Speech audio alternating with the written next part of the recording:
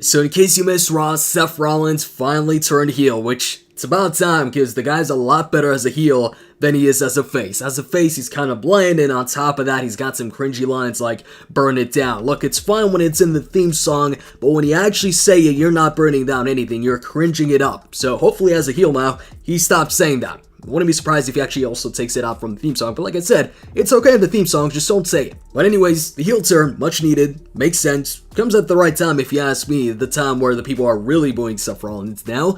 I don't know whether it's because of the comments he made on Twitter, because of the interviews that he's done, or maybe people are just tired of him, or a combination of both, doesn't matter, but they've reacted, it seems, to the reaction that he's actually getting from the crowd, which is good, but it also makes me think of John Cena and Roman Reigns, where in their situation, it seems like no matter what happened, no matter how much they got booed, it was like, no, we're not turning them heels, no matter what. But for everybody else, it wasn't the case. For everybody else, if the reaction was some sort of way, they would adjust things and change things up depending on that. But for those two, it's like, no matter what, they stay faces.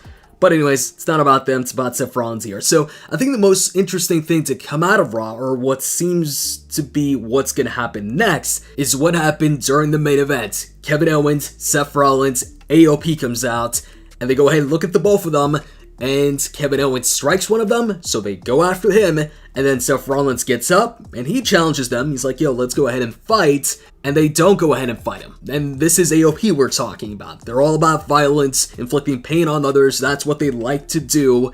Seth Rollins challenged them in that spot, and also on top of that, early on in the night, Seth Rollins called them out.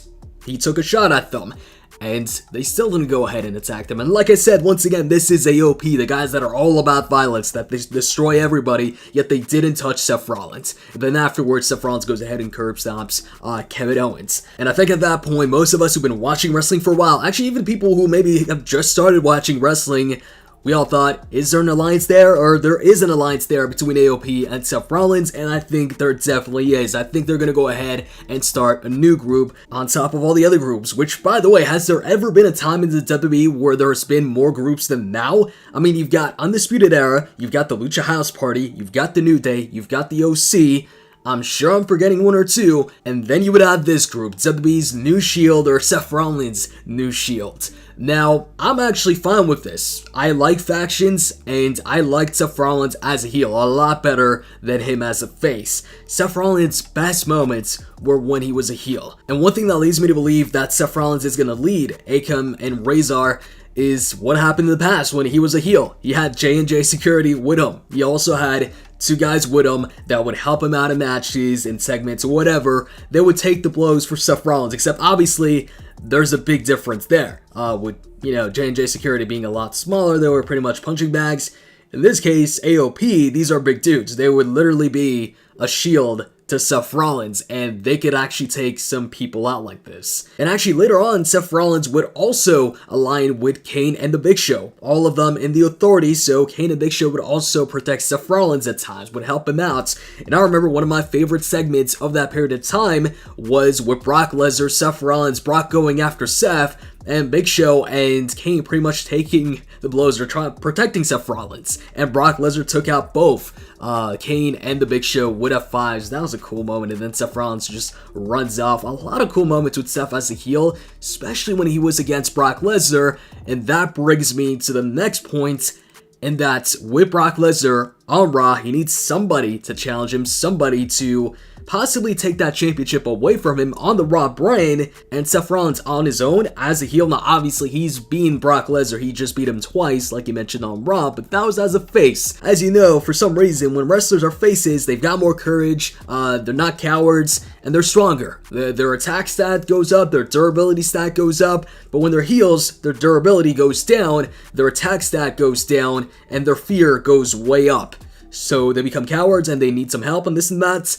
So, in this case, with Seth as a heel, there's no way he could take on Brock Lesnar on his own. And Brock would be the face in that instance. And so, to get some heat on Seth Rollins, and to get the people to cheer for Brock Lesnar, you have Brock Lesnar get outnumbered.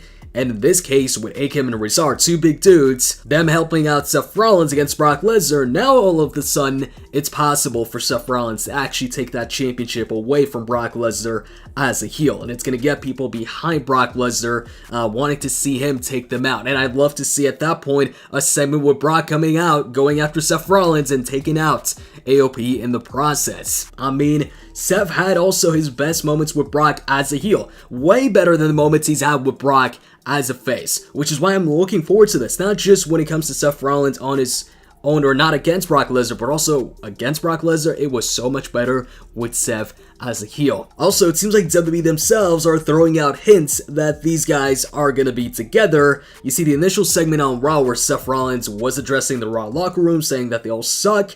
He was wearing a black suit. While usually week after week, Rollins comes out in his shirt, in his merchandise. And in that segment, AOP was just wearing shirts as well.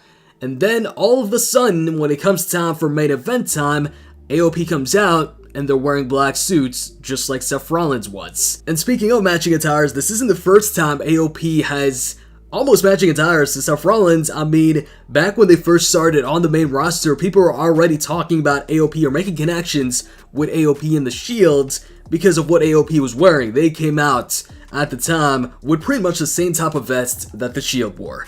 Look, a year ago, AOP actually beat Seth Rollins for the tag team titles. Seth Rollins alone, he wasn't with Dean Ambrose at the time. So maybe storyline-wise, Seth's gonna go, yo, I recognize your talents at that time, so I'm taking these guys under my wing. We'll see how it goes, but bottom line, I think it's gonna happen, and I think it's pretty much as good as confirmed. In the comments section, let me know what you think of this possible faction, and if you liked the video, click the like button, and I'm out. See ya.